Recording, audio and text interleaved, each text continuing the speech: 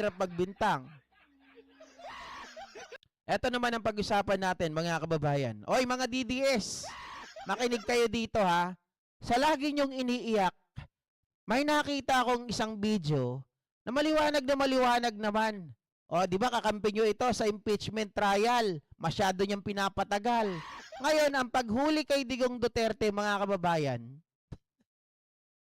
mga DDS, ni Real Talk nitong si Cheese Escudero, at ang mga DDS sa comment section, galit na galit dito kay Cheese, mga kababayan, dahil ang paghuli daw kay Duterte ay legal. O, ito, panoorin natin. Yung mga nagagalit dyan. Maaasar na naman ng mga DDS. DDS. Mga Pilipino ang nagsampa ng kaso sa ICC, hindi mga dayuhan. Tama.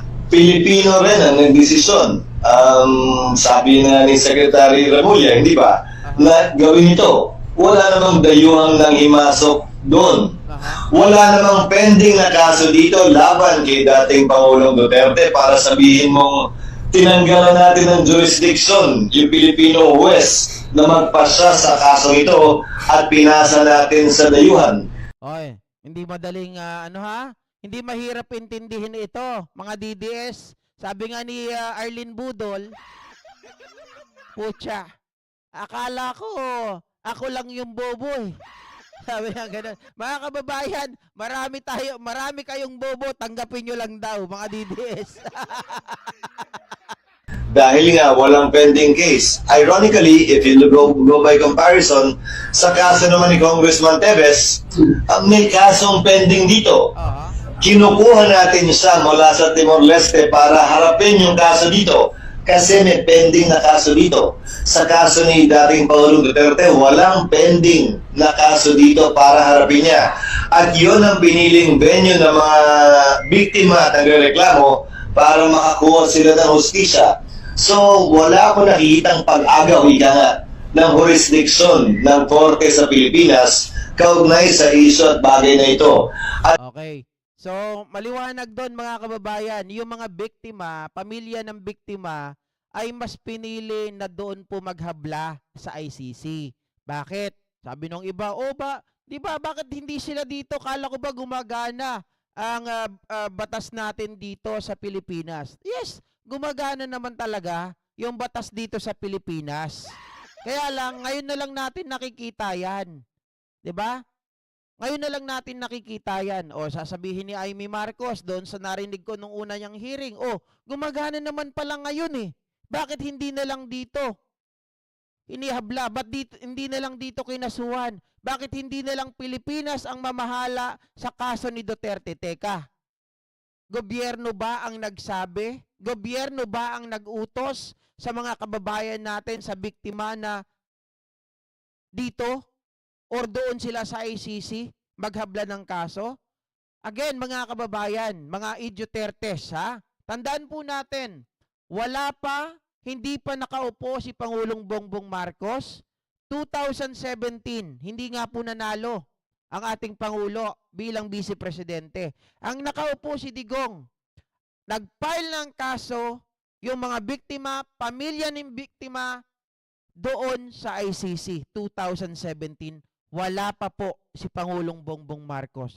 At nakita natin, the remedy of the former President Rodrigo Roa Duterte was to, mga kababayan, disengage at tayo po ay kumalas as a member of Rome Statute. Diba? Kumalas. Pinag-isipan nila yan. 2018, may nag-file ng kaso sa atin against crime against humanity sa pangunguna ni Trillanes. At maraming mga biktima ang nag-file. Ngayon, iniisip ng mga Duterte, alis tayo sa ICC para hindi tayo mahabol. Ang problema, mga kababayan, they did not see the Interpol. Bakit kanyo? Hindi nila naisip na ang Interpol could be used, mga kababayan, para mahuli pa rin itong si Digong even without, kahit wala na po tayo doon sa ICC as their member. Yun ang hindi po nila nakita. And yet, ang sabi po ng batas ng International Tribunal, ang ICC, ang kanila pong iniimbestigahan is during the time when we are still a member of the Rome Statute. At ang pinag-uusapan ay hindi po future, kung hindi yung tayo ay kasali, yung tayo po ay kasama pa or member pa. Yun ang inirereklamo against kay Duterte.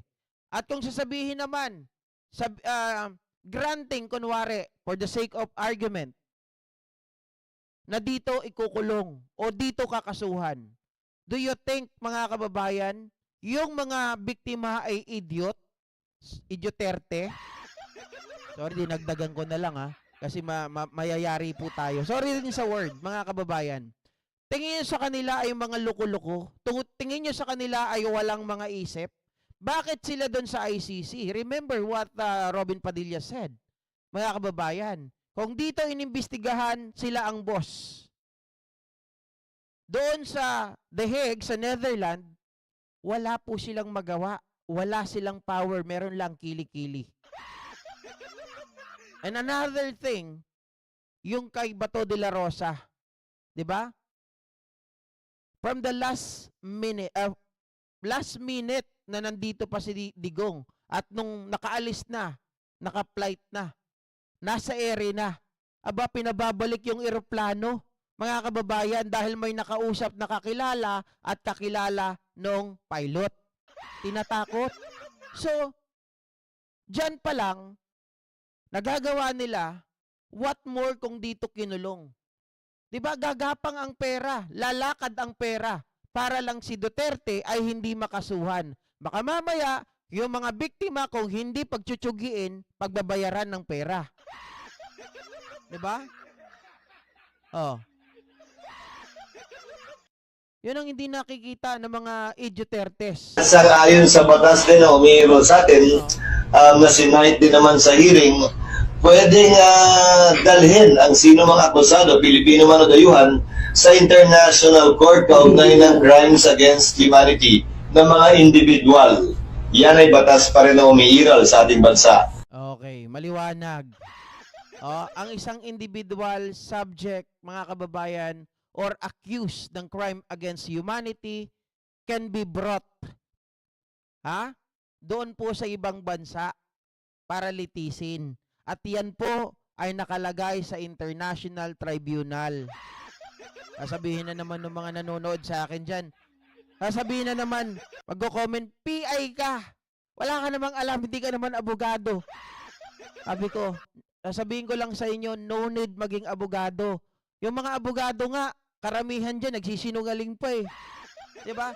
Pero tayo, simpleng, kailangan intindihin lang natin, unawain at palawakin ang utak natin. Gamitin ng utak, wag ang utin. Para malaman at maintindihan natin ang mga bagay-bagay. Huwag kasi tayong masyado, ay wala, ano yan, kinidnap yan, kidnapping, ang pagdala kay Tatay Digong. Para kayong mga timang, meron bang, sabi nung isa, para kayong timang, meron bang kinidnap na walang ransom? Meron bang kinidnap may kasama? Tapos meron bang kinidnap pinapakain pa? Meron bang kinidnap na may kasamang abogado? Meron bang kinidnap na kasama ang kanyang aide? Meron bang kinidnap na nakakadalaw ang kanilang pamilya? Meron bang kinidnap na nakakadalaw ang abogado? Tama nga naman. 'Di ba? Para kayong mga unghang eh. Pag kinikidnap, normally, ang iisipin natin pag kinidnap, hindi na natin makikita yan. Pag kinidnap, mga kababayan, baka mamaya, pag nakita natin yan o nahanap man yan, 6 feet below the ground.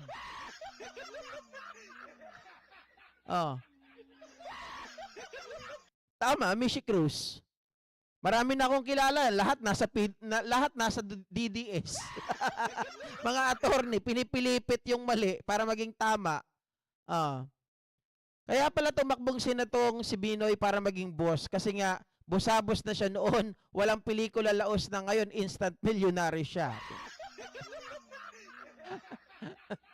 Oh. Tama po, Mishi Cruz. Mayroon bang kinidnap na nakamonitor ang buong mundo? Naka-televise? Di ba? Para namang tanga ba ang gobyerno na gagawin yung kidnapin yung isang tao? Diyos ko. Tapos naka-televise. Parang mga sira eh. Oh, ito pa. Mga kababayan. Oh, ito. Dahil nga po dyan,